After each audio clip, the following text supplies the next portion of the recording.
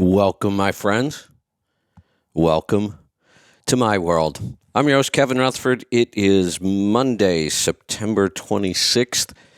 We are here live. It is a free-for-all today. Anything goes. If you have a question, a comment, a topic, anything at all you want to talk about, pick up the phone and join us right now. We're opening the phone lines, 855-950-3835. Jump in and join me. If you have a question, a comment, a topic, we can talk about trucks, money, fuel mileage, maintenance, tires, taxes, technology, health and fitness on the road, getting started as an owner-operator, finding freight, working with brokers, getting your authority, you name it.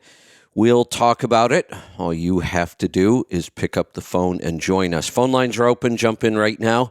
We'll be here for the next hour or until we run out of your questions. So line them up. All right, I have a couple things I want to talk about. One, I think I'll start with this one. I just posted this on truckingtribe.com. So I've talked about this for a while, but I saw a headline about it this morning, and I went back and found the original article I wrote. So I'm talking about Nikola. So the headline I saw today, which was very interesting. So right now, the original CFO of Nikola Trucks, Trevor Milton, is in court. And it's pretty serious charges. He could face up to 25 years in prison over this. He's facing fraud charges. So here's the headline, and this is coming out of this court case right now. The Nikola CFO, the chief financial officer, made the statement, Milton statements could be inaccurate or exaggerated. Yeah, I'll change that to not could be, they are. They were.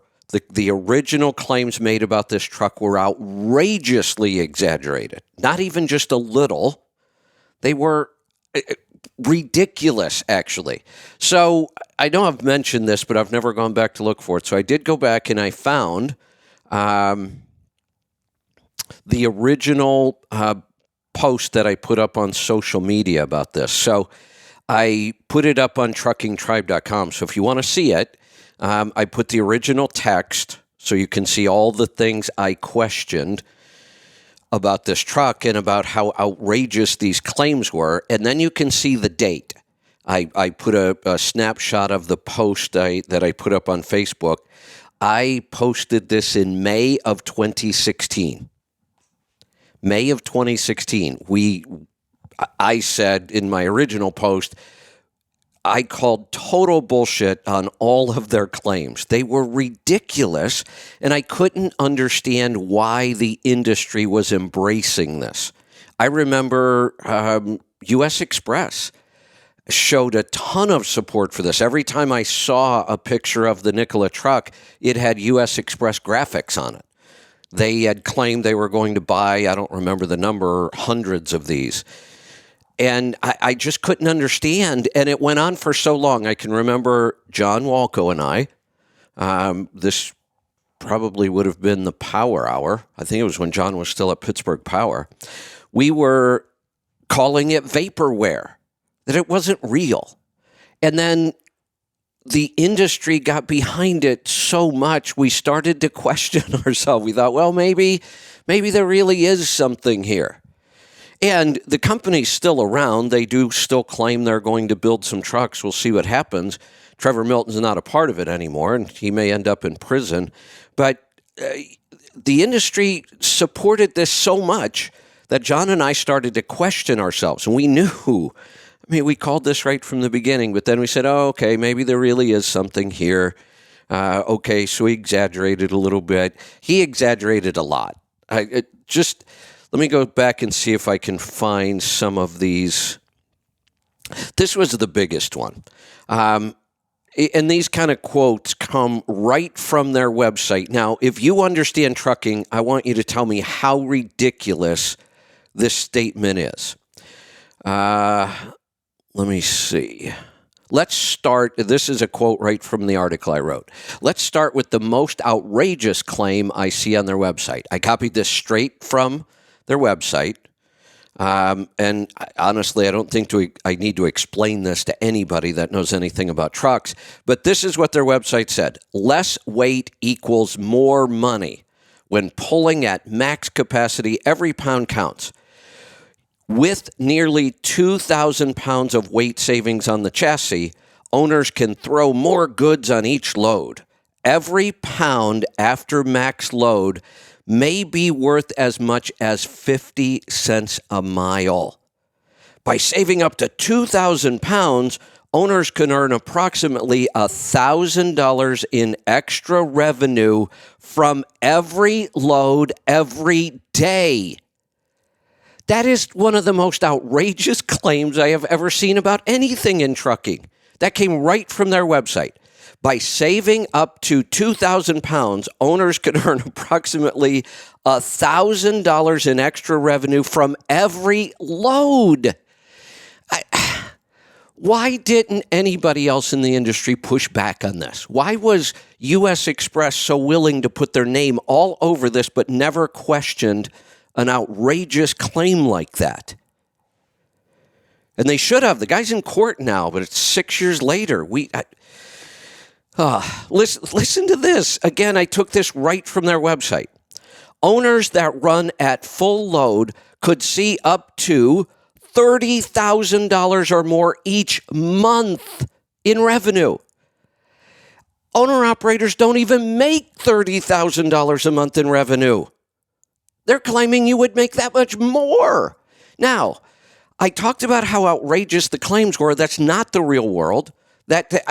Not even 1% of trucking works this way.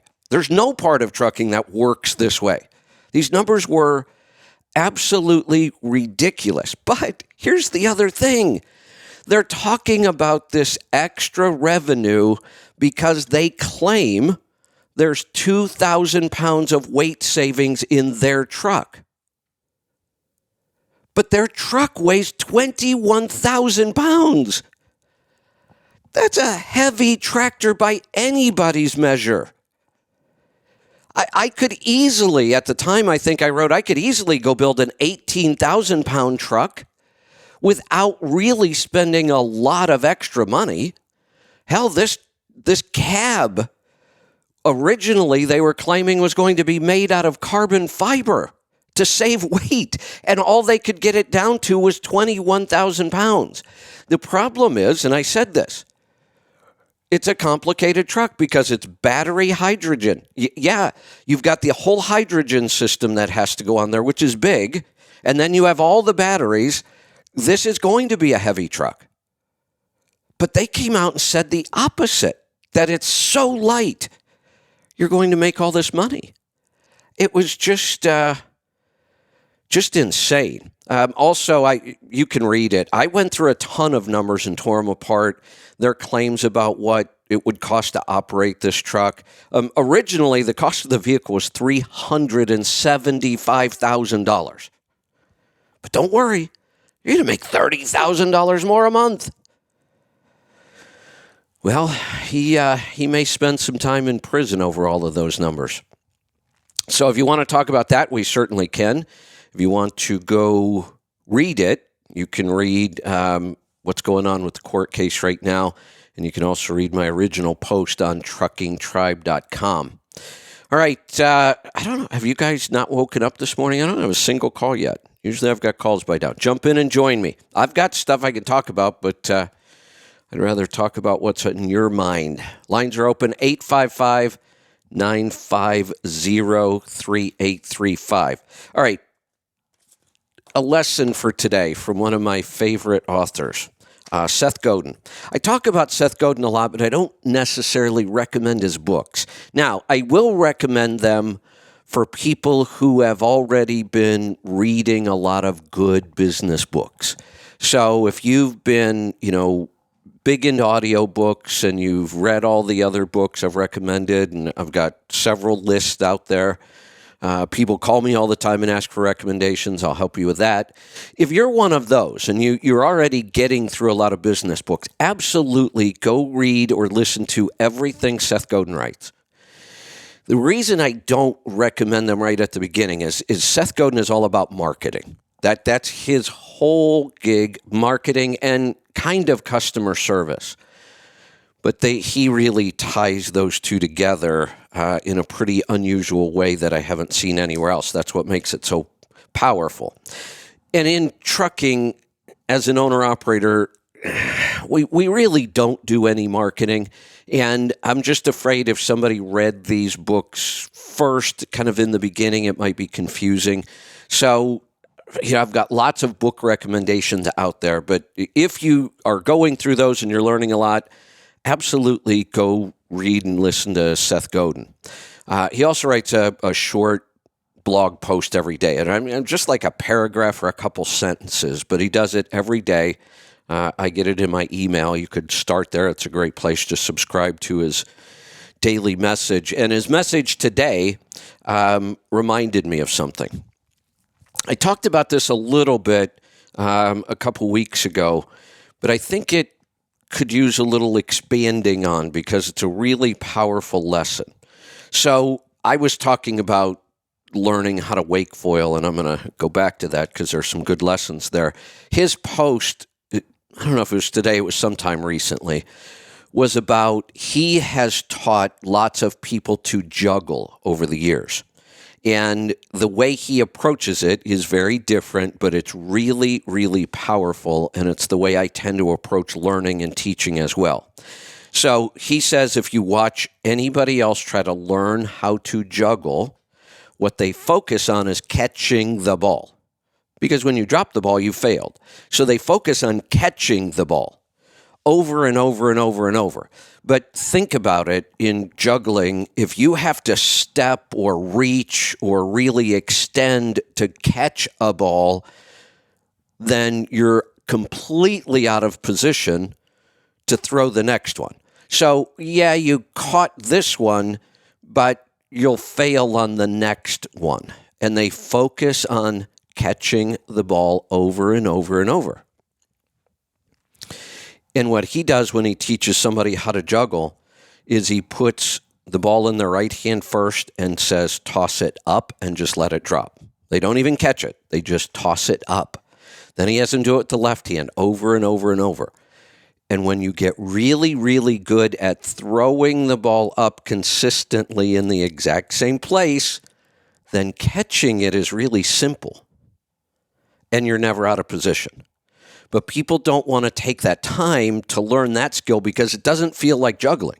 They want to jump right in and master the skill.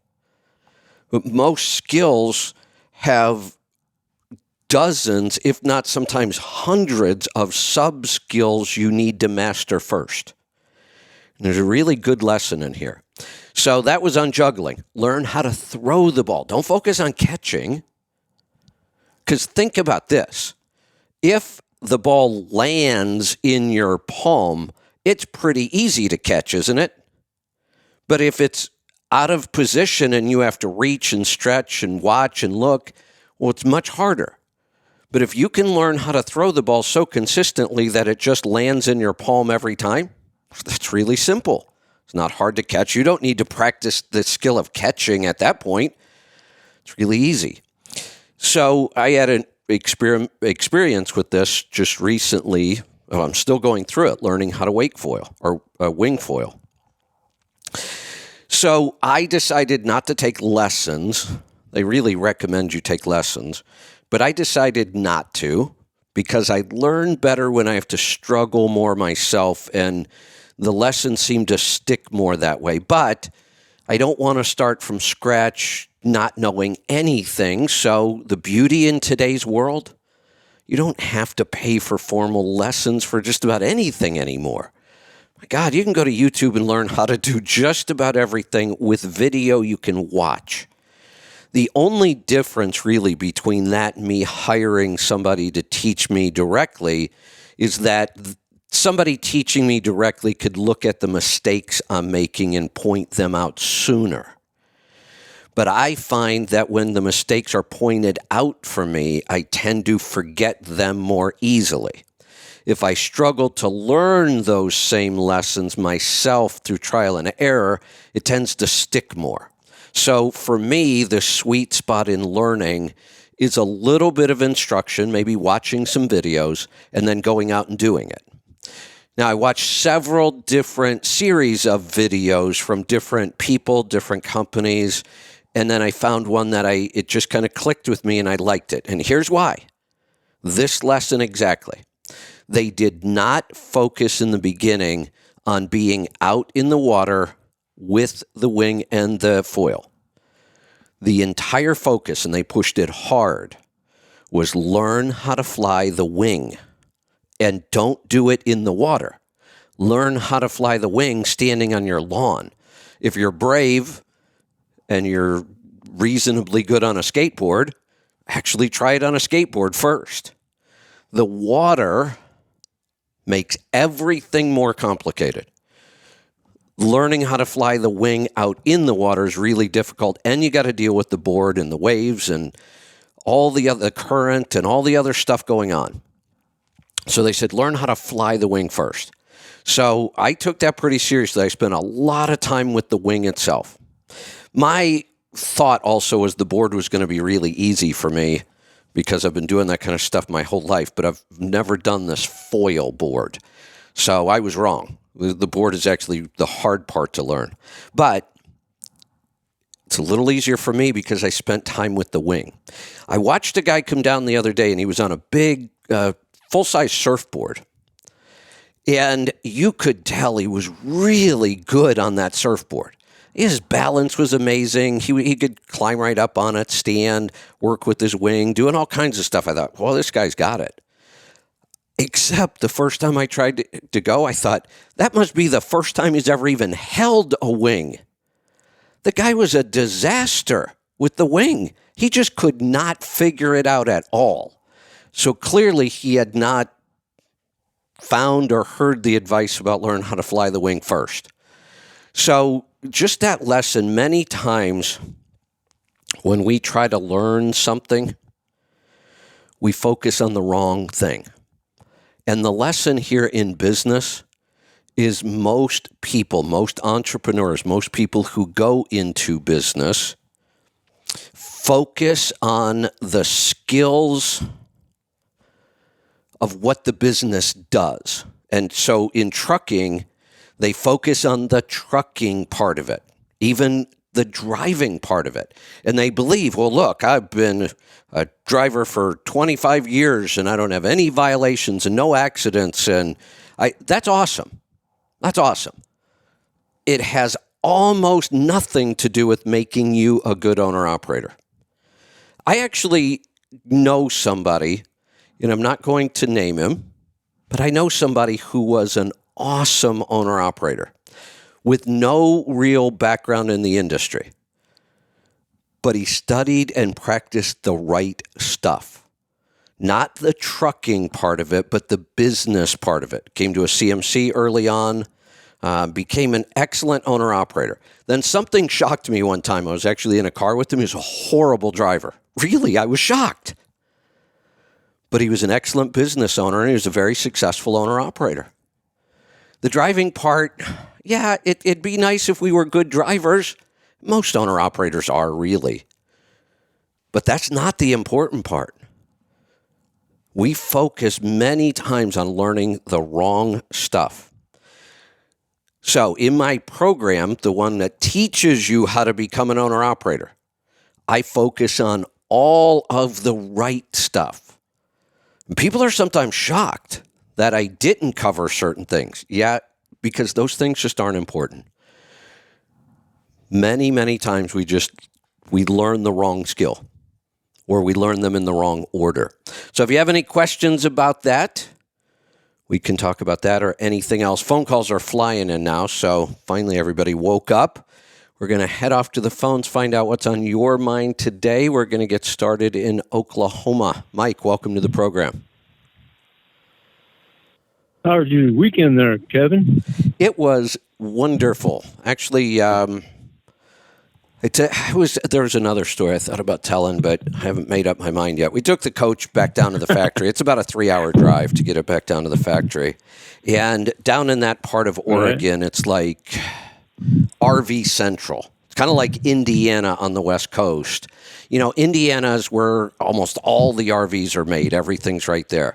For some reason, the higher end part of the market, the higher end coaches, the Prevos, the Marathons, the Country Coach, several of the others, for some reason, that was in Oregon. I have no idea why, but that's kind of the world, and it's right down there around Junction City, Eugene, down in that area. So we took it back, and we have a list, pages and pages of stuff. We're just going to do a total refresh on this thing. But then we got looking at some other ideas while we were down there. So we did look at a couple new coaches. Tiffin makes a nice coach. We considered that. Then we saw that Tiffin actually now builds fifth wheels. And we used to have a 43-foot toy hauler. We pulled it with the semi. I loved that setup because it was like trucking again. I get to drive a truck, and I love that whole part of it. There are some downsides. It's nice in the coach where you park at night and you just walk back to bed. But I really, really miss, having the tractor trailer setup. And part of the problem was there really aren't any real true quality fifth wheels. They're built so light. They have to be because everybody's pulling around with pickup trucks, and they've really pushed the limits on size. So they build them super light, which means they're just not that durable. We tore ours up in no time. We used it so hard. There are a couple companies you could go out and build one custom, but they're outrageously expensive. And then you've got to buy a tractor to pull it. So we kind of avoided that, but I got looking. These Tiffin fifth wheels are really nice, much, much better quality than anything else that's out on the market, and some pretty nice layouts with a lot of space. We would actually gain space with a 42-foot fifth wheel over the 45-foot coach. You actually end up with a lot more usable space. Yeah, And, you're significantly longer, too. But so now I've got a big decision to make. We're going to get the work done on our coach no matter what, because it's got to get done even if we decide to sell it. So, I don't know. I got to figure it out. You got a rough life there, Kevin. Yeah, I know. First world problems, right? Nothing I'm going to lose any sleep over. Yeah. But so that was Saturday, and then Sunday I spent all day in the garden, and Lisa spent all day in the kitchen processing all the stuff I was bringing in. So the garden's just really, really busy right now. So that was my weekend. How was yours? Well, that's good. It was nice. Got to see my kids for a little while and visit with them. It was nice. Good. And I noticed here this last week when I was in Phoenix there that across the street from where I was at there, the Danny's Big Rig Resort, the Flying J sits over there. And they were tearing out all the natural gas that they had. So they had the jackhammer pounding out all the concrete and all that from it. Okay. So, yeah, all that natural gas stuff's going away. There's the Flying J there in Phoenix. So I wonder what that means. So, yeah, that's interesting. So I forget what year it was. I'm thinking it was like 2014. There was a year I started calling it the year of natural gas in trucking because that's all anybody talked about that year. Like natural gas was going to be the biggest thing ever. There's that company, I think it's Roush. That sounds right. That is big into the, alternative fuels, natural gas, some of those other things. They're pretty big in the pickup truck market. And then they got into trucking. And there were a ton of trucks being built back then. Cummins was big in the natural gas program. So I was watching it. I didn't think this was really the right way to go. Natural gas doesn't have a whole lot of energy. It's nowhere near the amount of energy that diesel has. So you're going to use more of it to go a mile than you use of diesel. There's just no way you're going to get better fuel economy. You're going to get worse fuel economy per mile. Yeah. Then what it comes down to is, well, what about cost? Well, one of the problems with natural gas is the cost of natural gas seems to be more volatile than diesel. I mean, natural gas is all over the board. Yeah. Changes like crazy. So that didn't seem to make sense to me. It didn't look cost effective. But then like a year or two later, I remember finding some of the reporting, and they were claiming that to run a Class 8 truck on natural gas, the maintenance cost doubled. Yeah. It just doesn't make any sense. So now I understand why they're tearing it out. Now I'm wondering, are we really going to consider hydrogen over electric? And I'm just not. It doesn't seem like a good idea to me. I mean, I think that the future is just pure electric. And all we need to do is a little better battery technology. We do need to build out more infrastructure. That's our biggest problem with electric, in my mind. We just don't have the infrastructure in the country to support it, and I don't know how we're going to get there. So, but this idea that, like, the original Nikola truck was hydrogen over electric. It's big, it's heavy, it's complicated, it's expensive, and we have to build this whole infrastructure for hydrogen. Yeah. So, they're tearing out the natural gas pumps that didn't work. Now they're going to put in hydrogen, and 5 years from now, you and I are going to be talking again. Hey, look, they're tearing out the hydrogen pumps. Yeah. Well, I've been watching here the past couple weeks how the different shows on the History Channel about the cars that built America, the food that built America, and I love that stuff. Different, companies and how they, went through their struggles, and how Ford had his struggles, how Chrysler had their struggles, and how they were just trying to, make good money. That's all they're trying to do. But they had their issues that came up and didn't keep up with each other. So one of them failed, and then another one, took over, and then the other one failed, and the other one took back over. So I love those kind of stories. Quite an interesting story. Yeah. Okay. Yeah. Well, I saw Dr. Latanza this last week, and all my blood work looked really good. And the only issue I really had was what was it? I can't remember what it is now. Some of my histamine or whatever was kind of high on but all my markers from in the past, when I told you about my inflammation markers, were all in the red compared to everything else and all that. All that's well within range now. So good. It's looking good for me in that regard. Excellent. My blood pressure is really good. I'm taking that Cardio Miracle now, so love to hear it. It's going good for me in that regard. Good stuff. So anyway, I'll let you go, Kevin. You have a great rest of the day. All right, Mike. Thanks for the call. Let's go to Tennessee. Ilya, welcome to the program. Good morning, Kevin. What's on your mind today? I'm a long-time listener, first-time caller. I usually drive at night, so I happen to be out during the day. I'll finally call in with good. A few thoughts I had. Great to have you here. Shows. What's on your mind today? Right. So the first thing I was calling about was, I know you always talk about the stress protocol. I actually listen to all kinds of business shows as well, like a lot of tech startup shows, marketing, whatever, finance.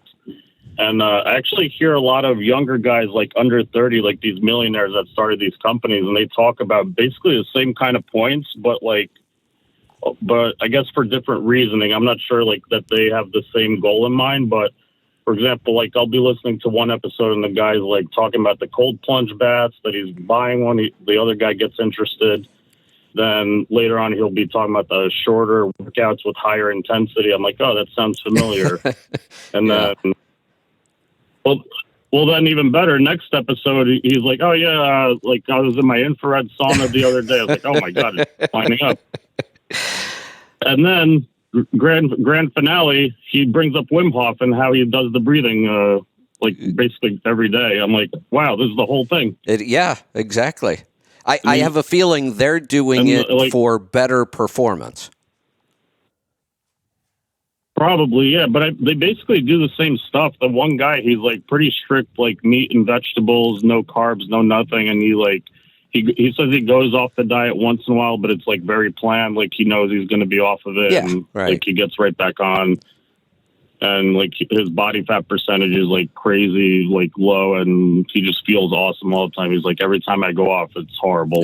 That's pretty much I feel the same way. Like, yeah, exactly. I'll take the weekend off and like it's almost like a hangover, but it's just like from eating like pasta. I'm like, it's horrible. Yeah, I know. You're right. It is like a hangover. And every time in my life I had a hangover, I hate that feeling. And I would say to myself, my God, why do you do this to yourself? Just stop it. So Yeah, finally I stopped exactly. doing that. That was just a dumb thing. And you're right. Now you can do it with food if you're not careful. Right, yeah, and driving at night too, like it makes it so much harder. Like every time I'm just waiting to get back into it, like just the lower energy is horrible. It makes it so much harder. Yeah, I'll bet. Well, it's good to see that it's catching and then- on and maybe spreading. Yeah, they're all into it. They even have like guests once in a while. They'll be like basically doing the same kind of stuff also. Good. And I was like, wow, it's like lining right up. Yeah. Very interesting. And I also had a couple points about like what's going on with the economy, like some interesting stuff. I used to be a lease to a carrier, but now like as I'm a company driver with the company contracted to a Walmart warehouse here. Okay. And just an interesting point. Usually they'll give us like 1 cent a mile raise, 2 cents a mile raise, once in a while 3 like per year, whatever. And then a couple months ago they gave us like maybe a month ago they gave us a raise of 8 cents a mile. I was like, should you be doing that right now? Yeah. But, the problem was I talked about this several times starting back in about 2017 or 2018 that fleets are going to have a very, very difficult time with this. They're going to have to raise pay if they want to keep drivers. But when this thing turns around, they're going to have to figure out how to keep paying that rate because you can't take it back. I mean, you just can't. You can't go to your employees and say, you can't go to them and say, hey, the economy's turned. We're going to take that raise back. Nobody likes that. Nobody.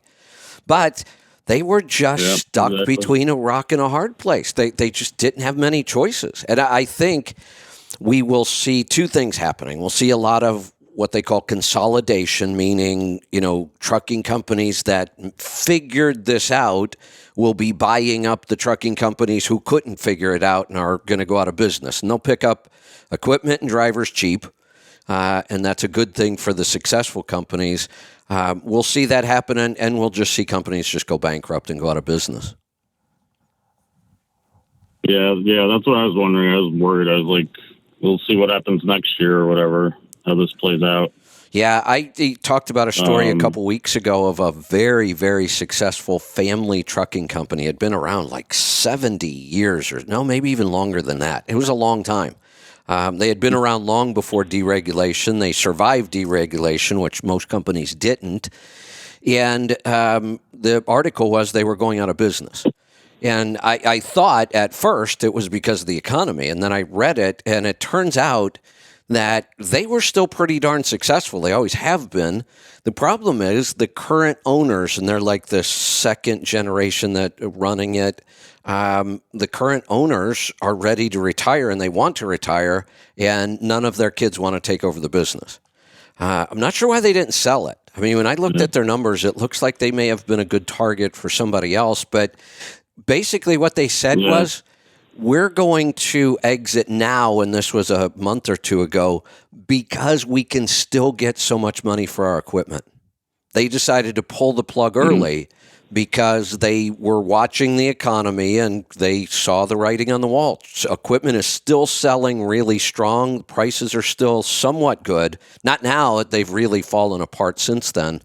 But I think that was a brilliant move on their part. That's actually one of the business ideas that these guys on that same business podcast I was telling you about that they were talking about was like an app or a brokerage website specifically for businesses of people that are about to retire and their kids aren't interested in the business, just for sales like that.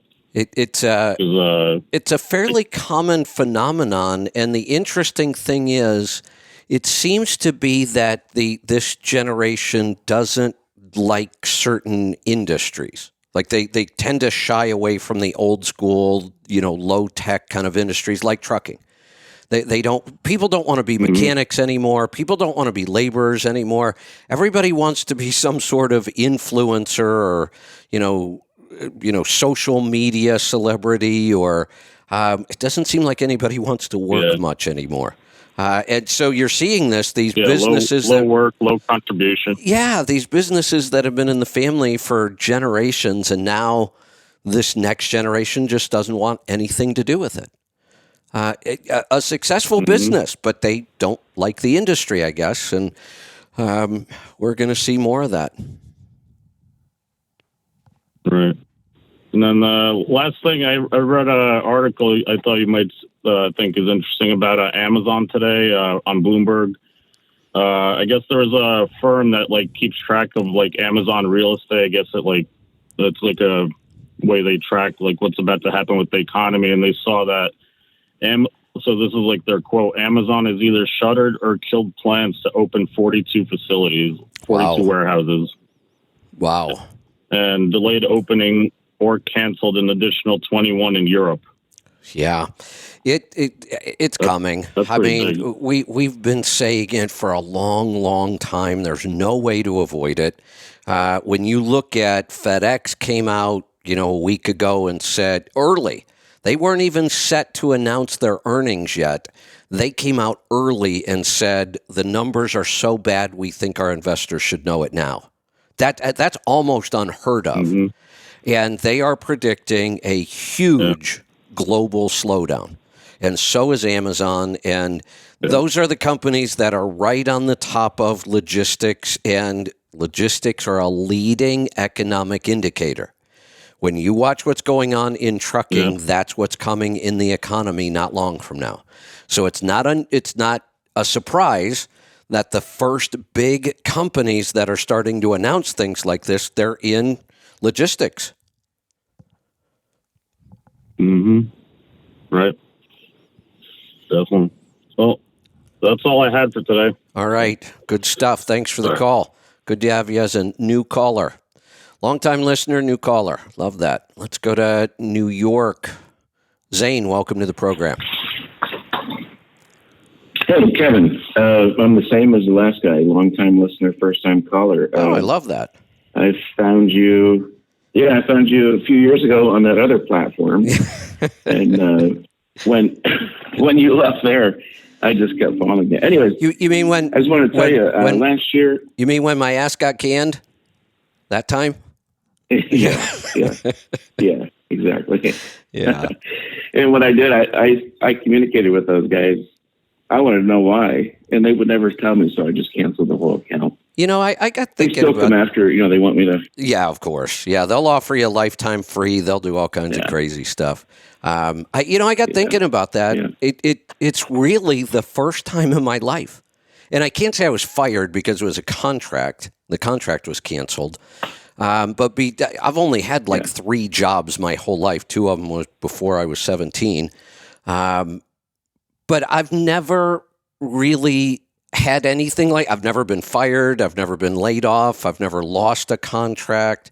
Well, maybe I did lose one. I guess I did lose another big one. The Partners in Business. I was getting paid quite a bit of money to do that, and ATBS came in and did it for free. So I did lose that one, I guess. But I haven't lost many.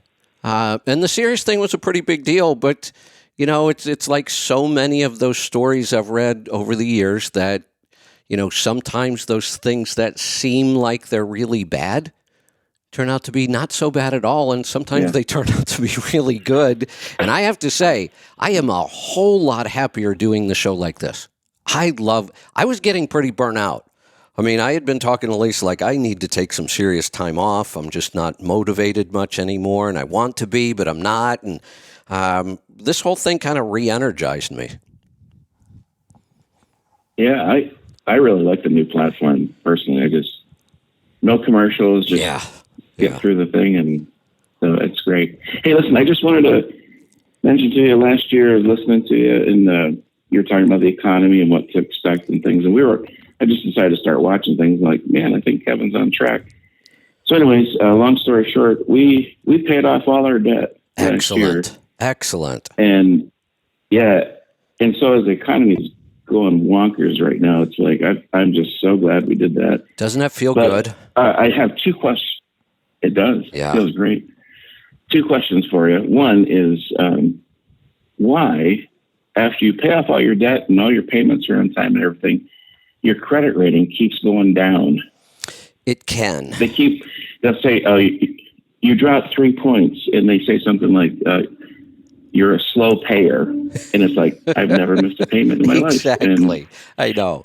But I think what it is, they want you to be in debt. Oh, absolutely. I think that's what they want. They want you to be doubt. in debt. They want you to. That is absolutely correct.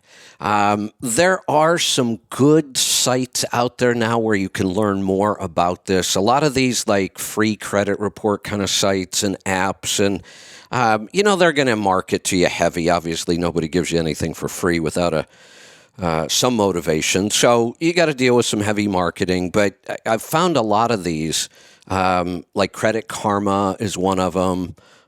There's several that have come out over the last couple of years. They will teach you more about how that score works. And that's always been almost somewhat kind of hidden, and it's very complicated and convoluted. And, you can close a credit card account and your score will go down. Well, why? Why should my score go down? Yeah, because exactly. I closed an account. And it's this complicated formula about how much credit you have available. Here's one of the ways to have a higher score. Have lots and lots and lots of credit available, but don't use it very often. That's one of the ways. But if you close those accounts, your score actually goes down because they want you to have availability of that credit. That's the only explanation for it, because it doesn't make sense. But you're right. You would think that you get there, all your debt's paid off. You would think you'd shoot right up to 800 plus, and it doesn't happen. Yeah, it's frustrating, actually. It is. It's like I was almost at 850. Yeah. And then when we paid off everything, your score dropped 23 points. It's like, what? Yeah. Well, I have one of those services that monitors my credit score. It's part of Mint. I've talked about, having Mint, and that's one of the tools in there that monitors your credit score. And it goes up and down and up and down and up and down. And I'm like, why does it keep changing? I don't use credit anymore. I mean, I have almost nothing financed these days, and yet my score's all over the place. I'm like, why does it keep changing? I'm not doing anything. It's crazy. Yeah, that's just the way it works. My second question is when would you recommend we pull the savings and put it in like a CD or something? Because I'm watching my account and it keeps dropping. I mean, with the stock market and everything, it's like, good grief, we've lost. So, you're talking about an investment account that's not a retirement account, correct? Yeah. Okay. So we don't ever really pull out of retirement accounts. Now, we could move it out of the stock market into a cash fund, but so this is an investment account that isn't tied to a retirement account. So we could do basically whatever we want with it. Do you have a retirement account? Yeah. Okay. Yeah, we do. So and how old are you? But I'm 61. Oh, you shouldn't be in the market at all. Yeah. Okay. Yeah, that's what I was wondering. Yeah, at this point, if this was 2013 and you were 61 and you were still in the market, I would probably say stay, because there was still a lot of room for upside, and we knew it, and we knew we would have time and years. The outlook was good. Right now, the outlook is about the worst I've seen it in my lifetime. Honestly, I am more afraid of this recession than I've ever been of any other. Not for myself. Luckily, by the time I got to 60, I got some of this right. So I'm not too worried about it for myself. I'm worried about it for a lot of other people in the economy. So I would say you need to start working all of your money out of the market. And when to buy a CD, here's kind of what you want to watch. So the interest rates are going to continue to go up, but it's going to happen over time. If we ever get back to that 10% CD that I was talking about that we had in the early 80s, it's not going to be for a year or more. In order to get to that place, we're going to have extended inflation. Like if they raise the rates and the economy crashes enough, that might kill inflation. It did in the early 80s. The economy died, but inflation would not go away, and we called it stagflation. That's why it was so bad. Inflation isn't a big deal when everybody's got a job and they're all making money. But if inflation keeps going up and everybody starts losing their jobs, that's a disaster. And that's what happened in the early 80s. If that happens this time, it's going to take at least a year, probably 2, to get there. So if I were to go out, and I haven't even looked at CD rates yet because I'm not interested yet, but if I were to go out and look and say I could get a 3-month CD at a reasonable rate, well, sure, I'll do that because I'm not worried about tying my money up for 3 months. I don't want to tie up a year-long CD right now knowing that the rates are going to keep going up the rest of this year. So I don't want to be locked in because once you buy that CD, that's your rate for the entire term. So we don't want 1 year, 2 year, 3 year CDs, not right now. But if we had some money sitting around and the rates start to climb on a 3-month or a 6-month CD, I might do that. Okay, that's a good idea. Does that make sense? It's just a timing thing. Now, if we get to the top, if we get to the place where, and it doesn't have to be 10%, if I got to the place where I had 7% on CD rates, and if I could lock them in for a year or 3 or even 5, I'll do it then. When we get to the top, then I'll try to lock in longer term CDs. Yep, I like it. Good stuff. Yeah, did you say on your show one time? I can't remember if I heard you say it or that was someone else, but that to kick the inflation, they have to actually get the Fed rate up to match the inflation rate. I said that. Yeah, that's what it takes typically. Yeah, and that it's almost impossible for us to get there right now. Yeah. Oh my goodness. Yeah, that's the scary part. What happened last week when they raised it? Yeah. In order for them to get there, they're going to have to do it slowly. See, they could have done a full point this last week. They didn't. They did 3/4. So they'll raise it slowly, trying not to crash the economy, but trying to slow it down. They want to slow down the economy. They don't want to crash it. And the problem I see is they just waited too long. Now it's kind of out of their control. I mean, we don't know what's going to happen. It's too unpredictable now, but I think it's just because they waited too long. I mean, remember, for a year, the administration said it's transitory. Inflation isn't real. It'll go away. Now this administration is saying, the administration is now saying, oh, this is going to disappear next year. Bullshit. No, it's not. That's not even a good guess. But they keep saying it, and when they were saying it's transitory, well, then the Fed wasn't doing anything. They just sat back and said, we don't need to do anything about this. It's going to go away. Well, they were wrong. And it's the Janet Yellen admitted she got it wrong, and now she's on TV saying, oh, this is going to go away next year. Why would I believe you? You were completely wrong last time. So I'm not going to believe you this time. And it's not even a matter of just believing her. Just look at the evidence. This isn't going away that easy. No. That's why I'm going to start looking at CDs. It's time to start watching those rates, yeah. And like I said, in the beginning, you can pick up 3 and 6 months if you need some place to put some money, and just don't get too locked in right now. Yeah, sounds good. I appreciate it. Hey, thanks, Kevin, for everything. Really appreciate your show, and I'll get off the line here and let others get on. You're welcome. Thanks for the call. Let's head off to South Carolina. Terrence, welcome to the program. How's it going, Kevin? Good. Thing on the CNG.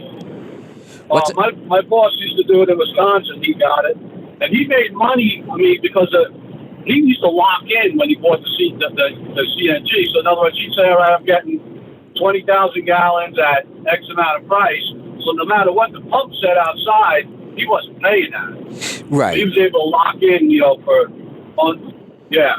And that he also idea. made money on you. That idea of, and there's a couple ways to do this. One of the ways companies have done this is you can buy and sell futures. So Southwest is famous for controlling their fuel cost in their planes by buying and selling aviation fuel futures. So it's not for amateurs. You really, really need to know what you're doing. But Southwest has been pretty successful at it. I've seen a couple trucking companies talk about it. I've never really seen anybody pull it off. Yeah, he did it with, like I said, we used Quick Trip, and then the other place was U.S. Gain, was like another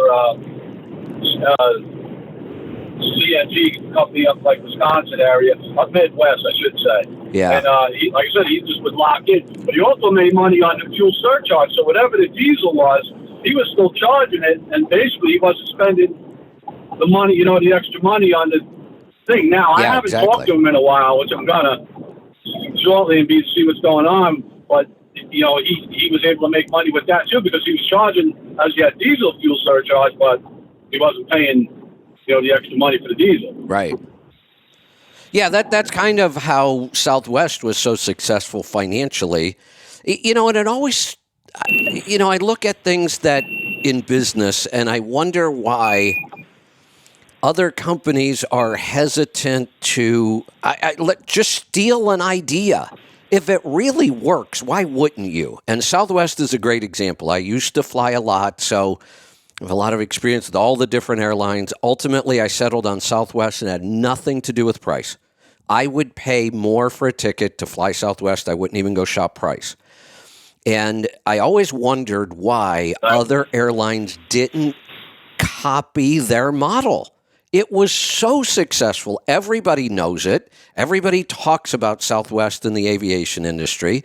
And yet these other airlines actually resist copying their ideas and still criticize their ideas. How could you criticize them? Their numbers are way better than yours. I got another question now. As far as the fermented grape tomatoes, how long do you let them ferment for?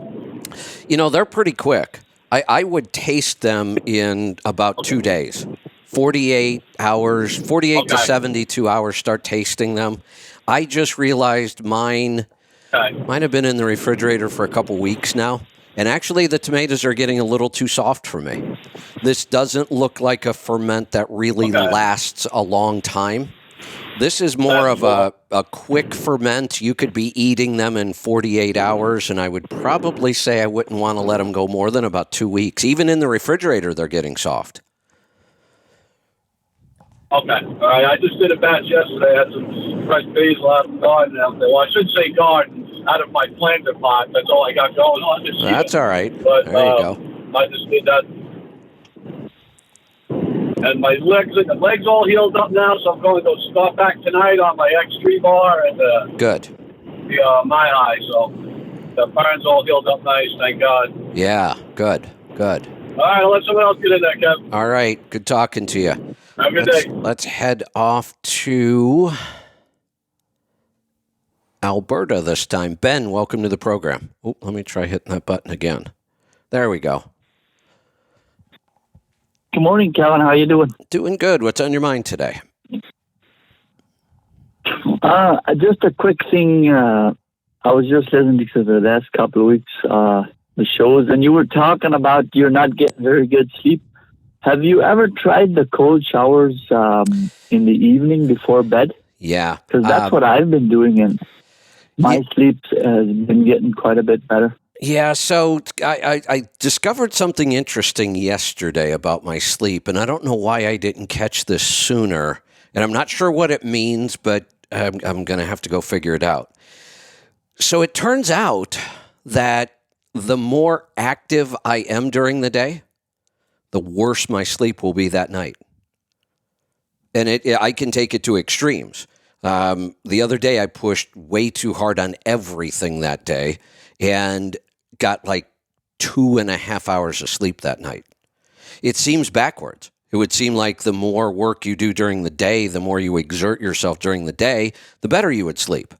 But for some reason, whatever is broken with my sleep, and something is broken, whatever it is, has something to do.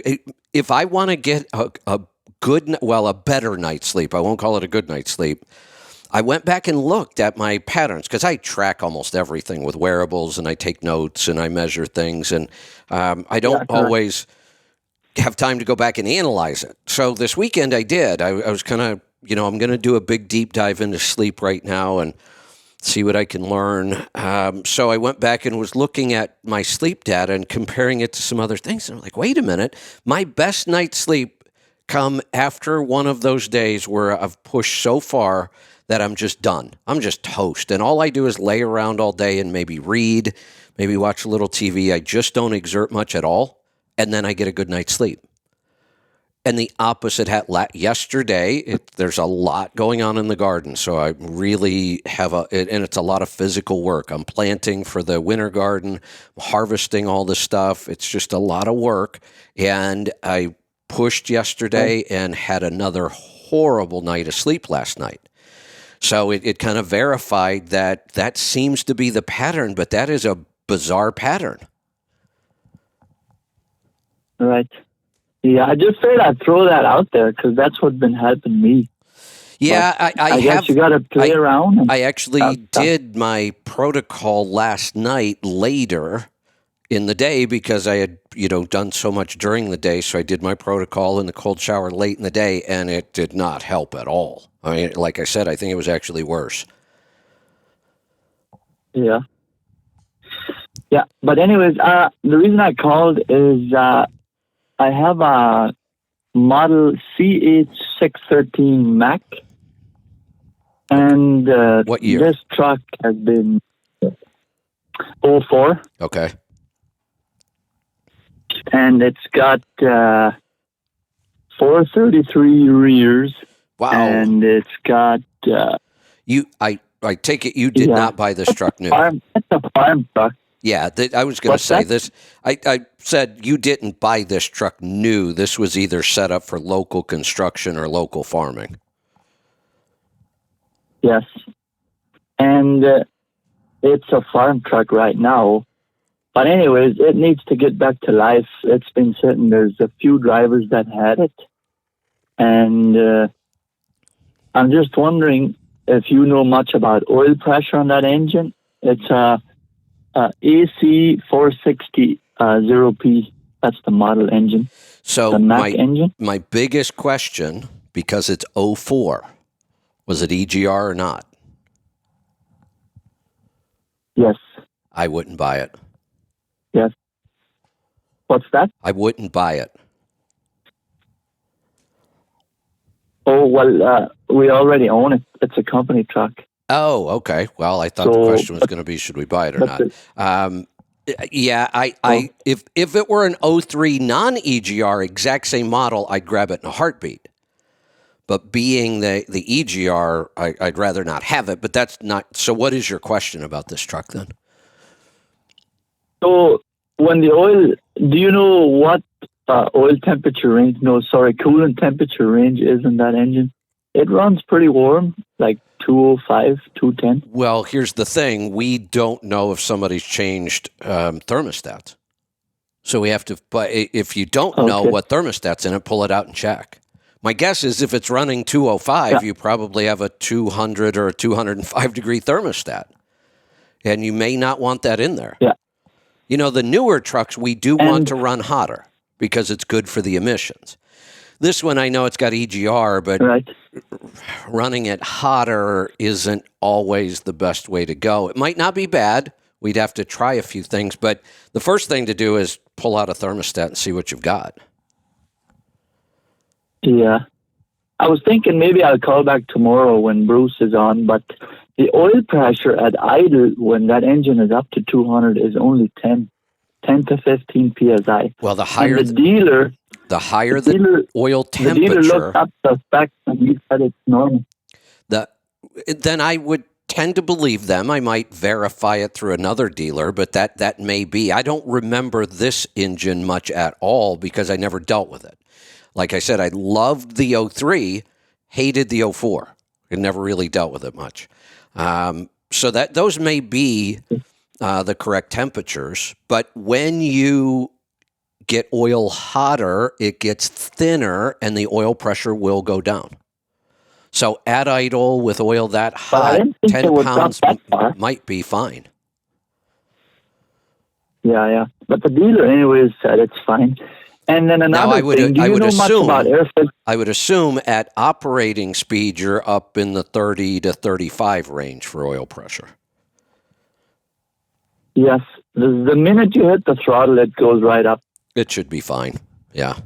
I think it goes up. That's what I'm thinking. It's normal. But anyway, it's only got a 1100 CFM air filter, like a stock air filter, a single one. I'm wondering if that's a big enough air filter for that engine. What are you using this truck for? It's for lots of gravel, local farm work, gravel hauling. Yeah, that's just like around. Yeah, it should be fine. I mean, I wouldn't be spending a lot of money on a truck like this to try to get better fuel economy. There's a couple things we could do to make it better, but I'd probably just run this thing. I can't imagine you're putting that many miles on it a year either. No, not too many miles, but it doesn't have the logging torque, like the logging power. There's a few hills in our area, and I'm just wondering, are the rears all that good for this local farm work, or how would you spec a truck? Well, if we use this idea that a lower gear ratio, meaning a higher number, is better for pulling, well, then you're not going to get much better than 433s. So that's kind of the point we always try to make, though, is that rear end ratio doesn't have much to do with pulling, and everybody thinks it does. It doesn't, because you have, I don't know how many, 13 other gears, 10 other gears. Yeah. Yeah, so the rear end ratio doesn't indicate how well something's going to pull. What really indicates how well we're going to pull is torque. It's not even horsepower, it's torque. How much torque can you produce, and are you producing it at the right RPM range? That's really where the rear end ratio comes in. It's a way for us to customize where we hit our torque ratings. So I doubt that 433 is the best gear ratio for this truck in any operation. Now, like a heavy local operation, it's not bad. I mean, that was pretty common. But, we could play around and see that 390s might be a little better, but we're talking, $6,000 to $8,000 to change out those rear ends. You're never going to make it back. I would just run this truck and, maintain it, maybe throw a couple modifications on it. A fleet air filter certainly couldn't hurt. If you knew somebody that knew how to tune these, the tune is probably about the best thing you could do for this. That's what I'm thinking. Maybe I'll give you a shout back tomorrow when Bruce is on, and they could probably. Yeah. I could tell him a lot more about this truck, because it's like, even the exhaust system isn't set up properly. It's got like 490s in the exhaust system. Yeah, maybe we could even change that. I would. Now you're on the right track. Those are the kind of things we can do pretty inexpensively. We're not investing a lot of money, and you'll see an improvement in performance. You'll see an improvement in fuel economy. Yeah, those are the kind of things I'd be looking at. Right. Yeah, but I thought I'd give you a shout today and just get your take on it, and then maybe call the power guys back tomorrow. Sounds good. And they could probably tell me more, eh? Yep. So one more question, Kevin. I did a C-reactive protein test. Okay. And it came back 0.6. Excellent. Is that's on the low side, correct? I wasn't sure. Anything under 3.0 is good. You're at 0.6. That's excellent. Yeah. Yeah, but I've been really noticing when I'm supplementing omega-3, my back pain has, it really just disappears. Good. It went away pretty good after I changed all the inflammatory foods. And then I really noticed the omega-3 supplements. They really had, it just disappeared after that. That's the nice thing about cleaning up your diet is then you can start listening to your body. All right, the standard American diet is so dirty and so bad for us. Our signals are messed up. We can't really trust our body. We can't trust our food cravings. We're just kind of a mess. But when you clean up that diet, then you can start paying attention to your body and doing what you just did. Well, I still have a little bit of pain, but if I do this omega-3 supplement, it goes away.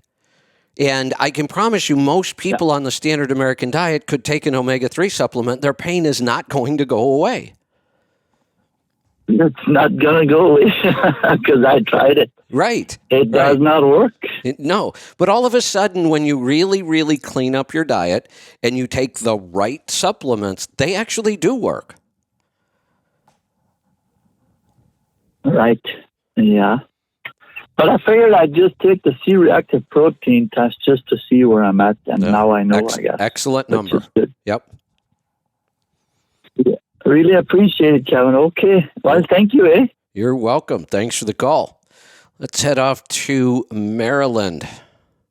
Luke, welcome to the program. Good morning, Kevin. Text question for you.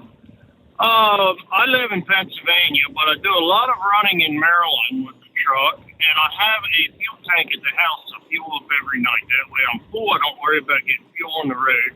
So I'm paying the Pennsylvania fuel tax, which is much higher than Maryland. So every quarter I am getting a check back from the IRS for the difference in my fuel tax.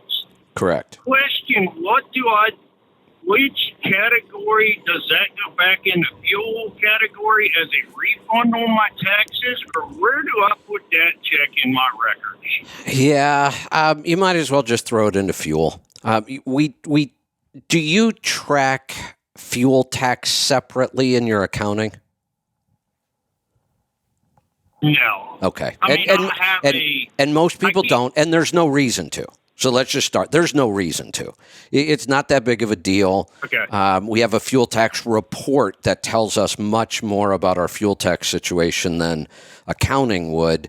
So I don't really recommend tracking fuel tax on your accounting. We don't need to. So then fuel tax kind of just gets rolled in with fuel. So yes, if you get a refund, just show it as a refund against fuel. Okay. That answers my question then. And let me say one other thing about this. A lot of people would be tempted to just ignore those refunds. I can promise you this. In an audit, and audits are pretty rare, and this is why, most people think oh no, that you can do that. I've been doing it for years. Yeah, well, you've only been doing it for years because you've never been caught. And I can promise you, in an audit, they will catch that in about 5 minutes. That one's so easy. They'll see the deposit, and it won't match. And then it's why doesn't your income match your deposits? Well, here's why. I never put that back. So, yeah, put it back into fuel. Okay. We'll do that then. All right. Anything else? All right. Thank you. You're welcome. Thanks for the call. Let's head off to New York this time. Kevin, welcome to the program.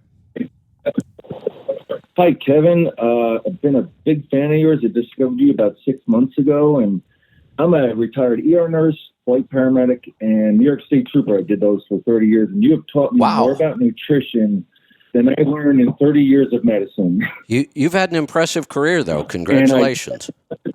Well, thank you, sir. I dealt with trucking only from the law enforcement side, and I can tell you more than once, when I worked at New York State Thruway, I would pull somebody over in the middle of the night, and I would hear a voice, and they would say, "Hey, Trooper, you okay?" And it would be a trucker stopping to help me. Nice. Good. And it happened more than once. But your nutrition information, your eating information, my God, I never got this much information in 30 years of nursing. No, actually, what you got was the exact opposite. Yes. Yeah. And when you started talking about nutritionists, the dietitians would just come in and tell the patient what they're going to eat. Right. I know. And it's awful. It's awful. Really. It's horrible. I mean, the one way we can absolutely know the medical community could care less about nutrition is just look at the food in a hospital. It is god awful. We would have to order special stuff for people and beg for it. I know. It's when just I was on the floor. Yeah, it's just ridiculous. When my mother-in-law was in the hospital and she was living here, we were taking care of her, and because she's here, she's eating what we eat, and everything about her health was improving, except her COPD, and that was her major problem. And there's not a whole lot we can do for that. You can't improve that. Yeah, not a whole lot we can do with that. We can make we made her more comfortable. She wasn't as anxious. We had her blood sugar under control, so she was feeling better about that. But ultimately, it was the COPD that kept putting her back in the hospital. Her pulse ox would go so low. And when I saw what they were going to feed her, I said, "Oh, hell no. No way." But you got to fight like crazy in the hospital. Yes, you do. You're the odd person for sticking up for the care of your loved one. Yeah. Oh, and they don't like it. Doesn't happen often. And they don't like it. Oh, no, they don't. No, they don't. Yeah, they were really told. Yeah, they were really annoyed.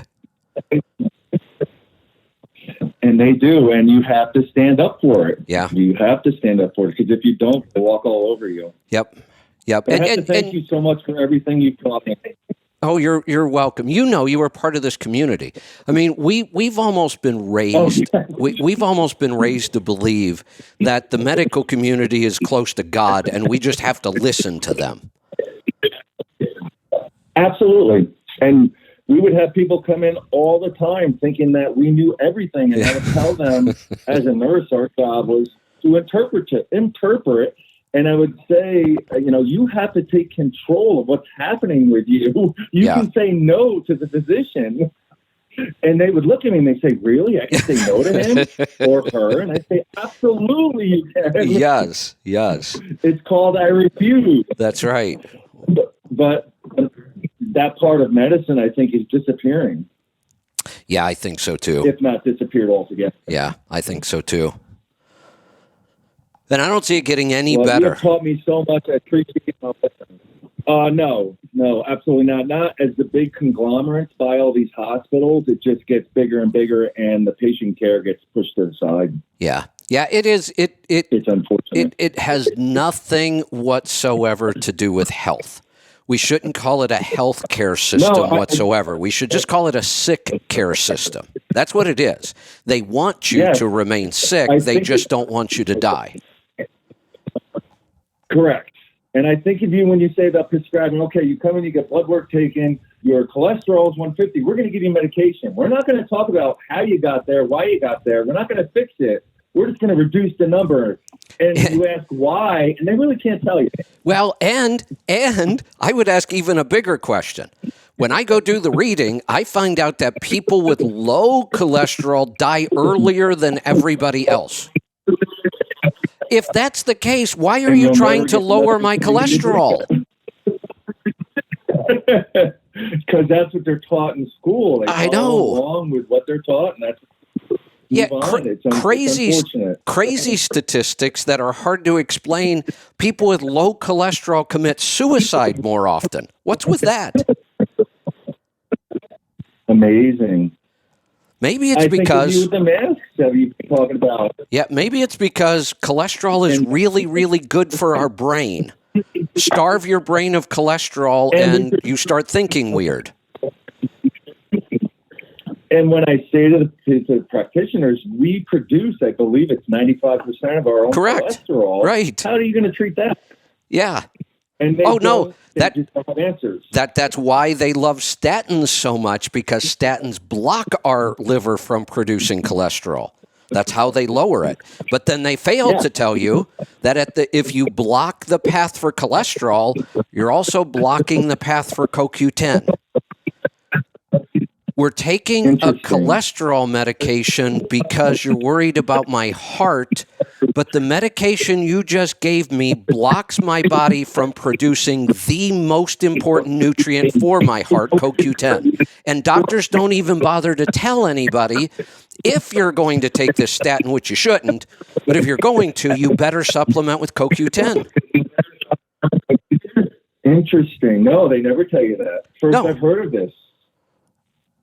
Yeah, it's clear in the documentation. That's how it works. It blocks a pathway in the liver that produces cholesterol. That same pathway is used to produce CoQ10.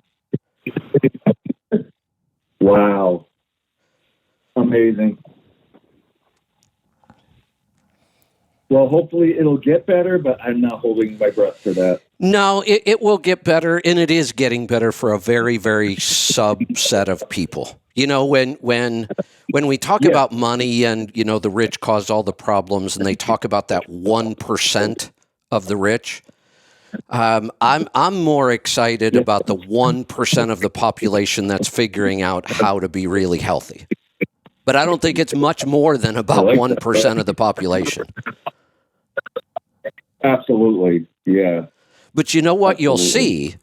You will see that 1%, not only are they healthier, but they'll outperform people in every area of life. They're going to be more successful at anything they do, whether it's sports or a job or money or whatever, just because they feel better and they're motivated and they have a good attitude, and that will just build on itself. So I think that, you know, if you think that the 1% of the wealthy is the way to be, the challenge with that is, how hard do you think it would be to become 1% of the wealthiest people in the world? Something pretty hard to me. It'd be pretty difficult. But the good news is, how hard would it be to become one of the 1% healthiest? It's not that hard at all. It's not that hard. You taught me that. Yeah. So that's the good news. There's so much potential here, and everybody could achieve it. That's not true with money. It's not even close to being true with money. People who aren't in the 1% will never make it to the 1%. It's so rare. But in health, it's available to everybody. You could put yourself in the top 1%, and then you will outperform those people in every category. That is so true. Yeah, excellent information, sir. Well, thank you, and good talking to you. Glad to have you here. Call more often. Thank you, sir. Yes, sir, I will. Thank you, sir. All right, good talking to you. All right, I think we're going to wrap this up today. We blew through the calls there. I don't have a lot on my notes, so we will see you back here tomorrow for the Power Hour. I'm not going to do the pit tomorrow. I'm working on some new ideas for the schedule. Some of this is going to have to wait till we finish all of our technology, but I've got to start working on the schedule. And some of our shows are going to become more like podcasts instead of live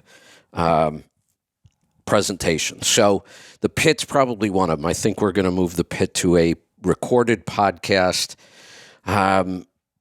Mostly because that show works really well with guests or co-hosts. The problem is I don't have anybody that can be there consistently. So the pit is probably the best show to move to a podcast first and try this format and see. So the way that will work is you'll still get new episodes of the pit. You just won't be listening to them live. And for right now, it may not be on a schedule. It may not ever be on a schedule. If my co-hosts, turn out to be, and it's most likely they're going to have other things that they have to do. So it would be a matter of I would get together with the co-host or the guest, schedule a time, we record it, and then it shows up on your app. So we're working on that. We're going to start making that transition slowly, one show at a time. We will always keep these live weekday shows at least 1 hour. But we're going to be moving some of the shows to podcast, and we're going to be adding some shows, probably as podcasts as well. So we'll keep you informed on that. We'll see you back here tomorrow. Be safe, be profitable, be fit and healthy. Always do the hard work and master the journey.